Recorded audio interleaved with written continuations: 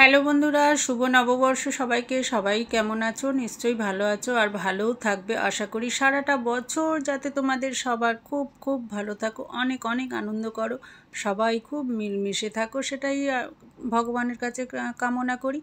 তো চলো, এখন দেখো আমি সকাল সকাল উঠে চলে এসেছি, আমার স্নান দান সব কিন্তু অলরেডি কমপ্লিট। আর আজকে ভাবছি কি যে একটু তাড়াতাড়ি সব কিছু সারবো, কেন একটু পুজো আজার ব্যাপার আছে। এমনিতেই আমার পুজোয় বসলে 1 ঘন্টা তো মিনিমাম লাগে, তারপরে বেশি কিছু হলে তখন তো এক এক থেকে 1.5 ঘন্টা হয়েই যায়। তো প্রথমে আমি একটু স্প্রেগুলো করে নিলাম। এই যে গাছের পাতাগুলো না অনেকে মানে একটু সাদা সাদা ফাঙ্গাস মতন হয়ে যায়, বিশেষ করে জবা ফুলের গাছটা খুব প্রবলেম হয়।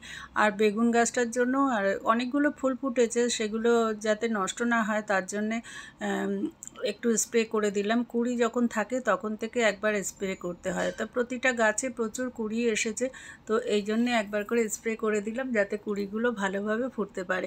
আর এই জবাটা দেখো কালারটা কত সুন্দর। এগুলো প্রত্যেকটা কিন্তু আমি ডাল বসিয়েছিলাম, তো ডালগুলো বসাতে দেখো এখন কিন্তু খুব সুন্দরভাবে হয়ে গেছে, আর কালারগুলো সত্যি অপূর্ব লাগে। আমার তুলতে খারাপ লাগে কিন্তু কিছু করার নেই, তুলতেই হবে। এগুলো এখন আমি পুজো দেবো, কেন বলো তো তুলি। এবার এটা আমার ঠাকুরের চরণে চলে গেল, তারপরে এবার তো সেটা একদিনের জন্য হলো, তবুও তো মনের শান্তি কিছুটা। আর এমনিতেও না এলে তো সে গাছেই শুকিয়ে যাবে।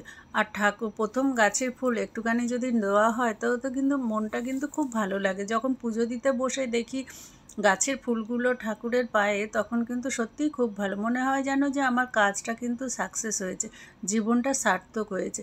আর এইটা হচ্ছে যে স্বামী গাছ। স্বামী গাছ তোমরা অনেকেই চেনো, অনেকেই আবার চেনো না। তো স্বামী গাছ মানে কি জানো তো, এই একদম বেল গাছের মতো, বেল গাছের থেকেও মানে অনেক অনেক 108টা বেল গাছের পাতা যেটা কাজে মানে কাজ দেয়, সেই জায়গায় একটা স্বামী গাছের পাতা কিন্তু সেই অভাবটা পূর্ণ করে দেয়। তো এতটাই মারাত্মক। আর এখানে নয়নতারা গাছটা একটা সবে নতুন একটা দুটো ফুল ফুটেছে, ওটা তুললাম না।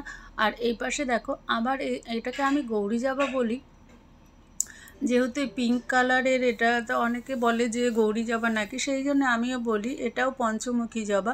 অনেকগুলো জবা আমি বসিয়েছি এবার, মানে পরপর না হলো 8-10খানা জবা গাছের ডাল বসিয়েছি, তার মধ্যে দেখো প্রত্যেকটাই কিন্তু হয়ে গেছে আর খুব ভালোভাবে হয়েছে, আর খুব সুন্দরভাবে ফুলও কিন্তু দিচ্ছে। আর পাশে আকন্দ গাছটা না, এখন কিন্তু আকন্দ গাছে ফুল ফুটবে না, কেন কি না এগুলো প্রত্যেকটা ডালে ফুল ফুটে গেছে। এবার ঘরে এসে দেখি মেয়েকে জামা পরাতে শুরু করে দিয়েছে। মেয়েটা ঘুমোচ্ছিল, ঘুম থেকে তুলেই আজকে মানে পয়লা বৈশাখের জামা বলে পরতে হবে, মানে তো পরতেই হবে। জেঠু তাড়াতাড়ি উঠিয়ে একদম চোখ মুখ কিছু ধোয়াধুয়ির ব্যাপার হলো না, সঙ্গে সঙ্গে জামা পরিয়ে দিল। আর মেয়েটাও তো নতুন জামা শুনে মানে আত্মহারা। চট করে দেখো একবার যেই বলেছে পুকু তোর জন্য জামা আনা হয়েছে, তখন পুকুর ঘুম আর কোথায় থাকে, তখন কিন্তু চট করে উঠে গেছে। তো এবার বেশ জামা পরে রং ঢং তো কতক্ষণ হতে থাকবে।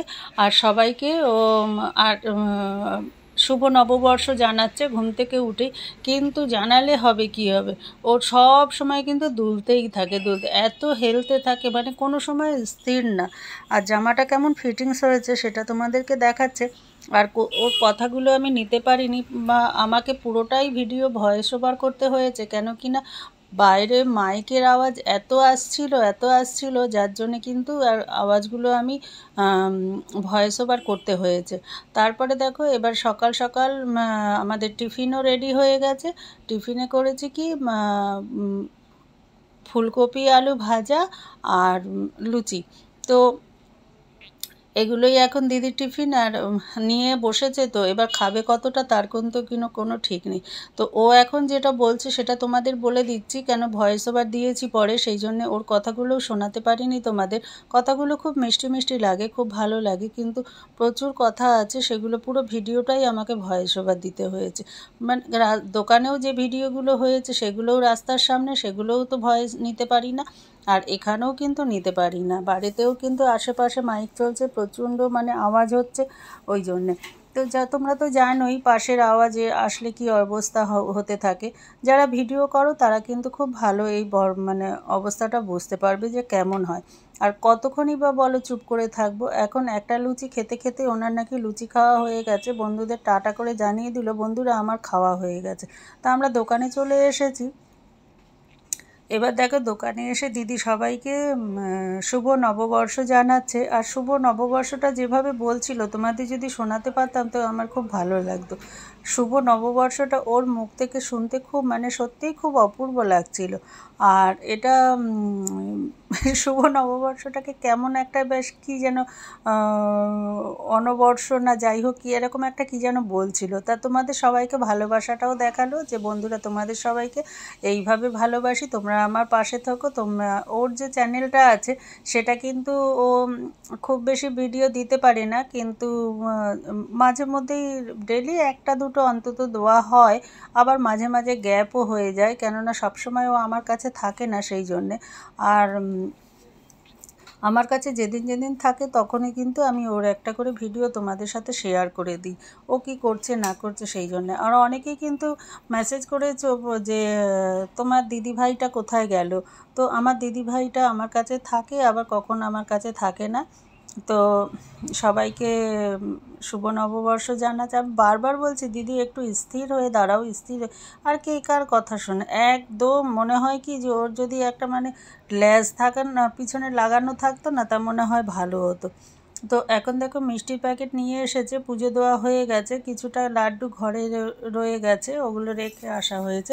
আর কিছুটা লাড্ডু দোকানে নিয়ে এসেছিলাম পুজো দেওয়ার জন্য, তা পুজো দেওয়া হয়ে গেছে। এবার তো বললাম যে দিদি খাও, আর সব বন্ধুদেরকে একটু করে মিষ্টি মুখ করাও। তো সেই জন্য তোমাদেরকে বলছে যে সকল বন্ধুরা আমার সঙ্গে সঙ্গে তোমরাও মিষ্টি খাও, সারা বছর তোমাদের খুব ভালো মিষ্টি মিষ্টি কাটবে। এই বলে কিন্তু ও মিষ্টি খেয়েছে, আর এটাও কিন্তু তোমাদের বলেছে। আর আমি লাস্টে তোমাদেরকে বলছি যে শুভ নববর্ষ বন্ধুরা, তোমরা সবাই ভালো থাকো, সবাই আমার ভালোবাসা নিও। বড় গুরুজনদের আমার প্রণাম জানাচ্ছি। যেইভাবে তোমরা আমার পাশে আছো সেইভাবে তোমরা আমার পাশে থাকো। আগামী দিনগুলো যেন আরও ভালো ভালো ভিডিও করতে পারি, আমি যেন অনেক উন্নতি করতে পারি। আজকের মতন ভিডিও শেষ করছি, আবার দেখা হবে।